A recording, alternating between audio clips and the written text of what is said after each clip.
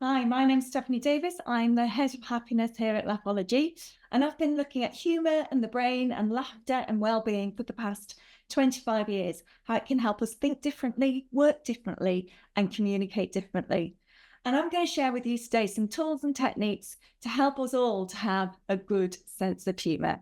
So I'm going to talk about must have a good sense of humour and a lovely little toolkit called Flip It Thinking.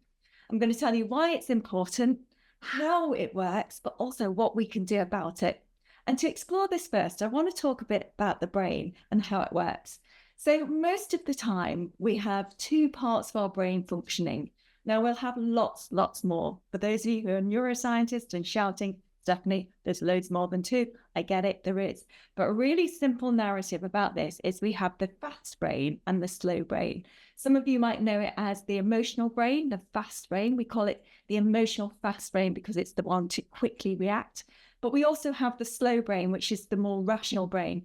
We need to ask that to come in. So the emotional brain is the amygdala. Oh, get me. And the rational brain is our prefrontal cortex, our thinking part of the brain.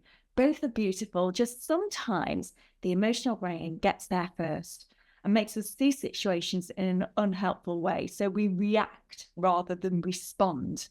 And that can happen in communications with other people, perhaps who think differently to us. Perhaps they might have different values and we have a clash, but we don't realize that's what it is. Or we might have a strong sense of this is right and that's wrong, whereas actually it's just different. So how can we manage that? Well, first, to explore it, I just want to show you a little picture. So all I'm going to ask you to do is when you see this picture, shout as loud as you can at me, at the screen, what's going on for you in this picture. Are you ready? Off we go. Okay, so how many of you are shouting at the screen, it's the wrong way round? How many of you think that toilet roll is on the wrong way round? A few of you? How many of you don't give a And how many of you, because there will be some of you, go into other people's houses and turn it round? That's the toilet roll police that I call you. Now, there's no right or wrong. It's just different. But some of us will have such a strong emotional reaction to that. And it's just toilet roll. And I know you're shouting at me. It's not, Steph. There is a right and a wrong way.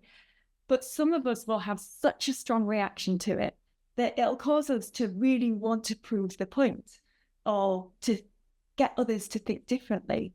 Now that's your emotional brain reacting. And that happens in lots of different scenarios in life.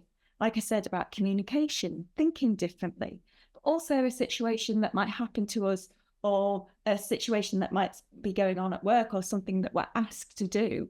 And all of a sudden our emotional brain kicks in because perhaps something that's happened in the past and it shuts down the rational brain. So how can we ask the rational brain to come in? Because we need both brains, both are beautiful. The emotional brain makes good decisions, it's helpful, but the rational brain helps us to manage those decisions and kind of go, is it the right way forward? Is it going to be helpful? Is it going to be rational? So the power of the pause is one of the most important things. And I know that's easier said than done, but how many of you remember the old granny's tale, hold your breath, count for 10 seconds, walk away and come back to it? Well, what we're actually doing in that moment is we're allowing the brain to calm down. Because when we have an emotional reaction of any kind, whether it's happiness, joy, sadness, fear, frustration, anger, which are all really valid emotions, by the way, those emotions flood our brain and flood our body, but only for a short amount of time. For example, if you've ever had rage, rage only floods the body, which is noradrenaline, adrenaline, usually, maybe cortisol. It floods the body for about 60 or 90 seconds. That's it. Now, I know some of you are probably sitting there thinking, actually, Steph, I've held on to rage for a lot longer than 60 or 90 seconds. Me too. I've done years. But what you're holding on to is the narrative, not the emotion. And so the narrative is driving the emotion and making us stuck.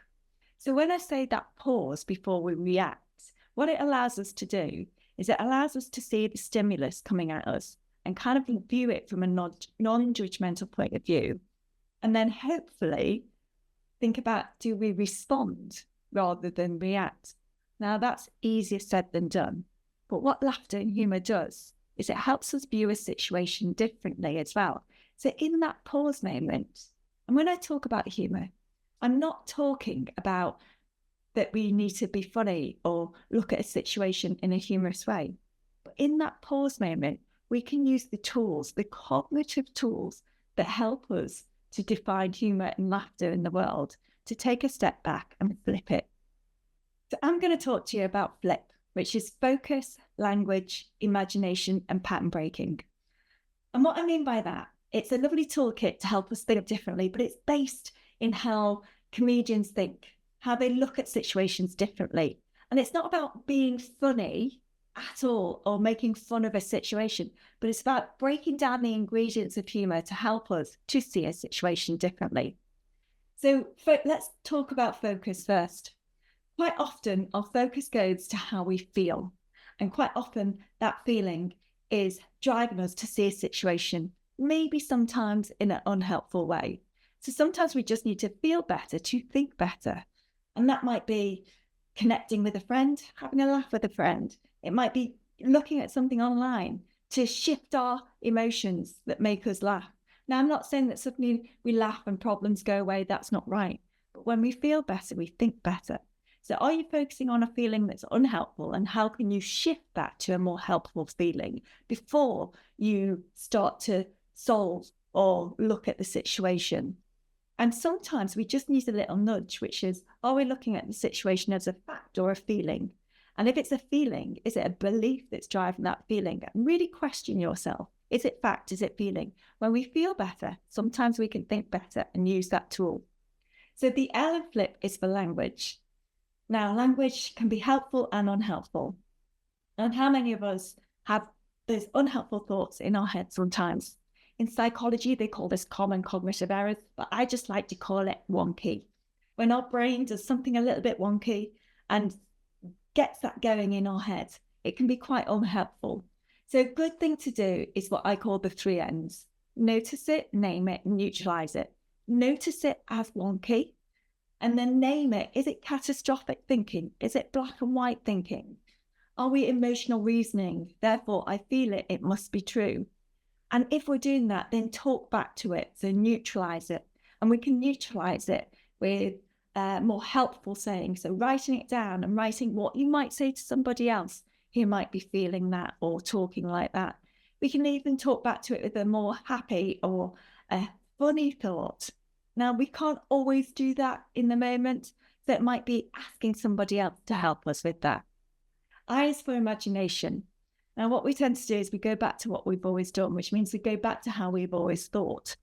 That isn't always helpful. So it's about being curious in the moment.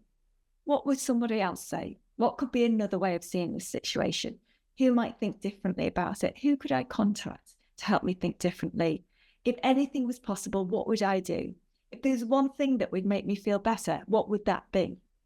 What that does is it takes us from being stuck to being unstuck. Imagination isn't always about getting the answer. It's about helping us to lift and think of the art of possible. And when we open our mind, we open our eyes to seeing a situation differently. And finally, P is for pattern breaking. Look, we get stuck in patterns every single day. And some are helpful, some are unhelpful. But recognize that pattern. And what can you change? Is it the way you're looking at the situation in terms of your focus?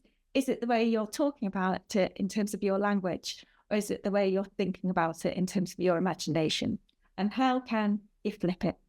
To find out more, come and see us at laughology.co.uk, or you can drop us an email or get in touch with us on socials and find out how we can help make your workplace happy.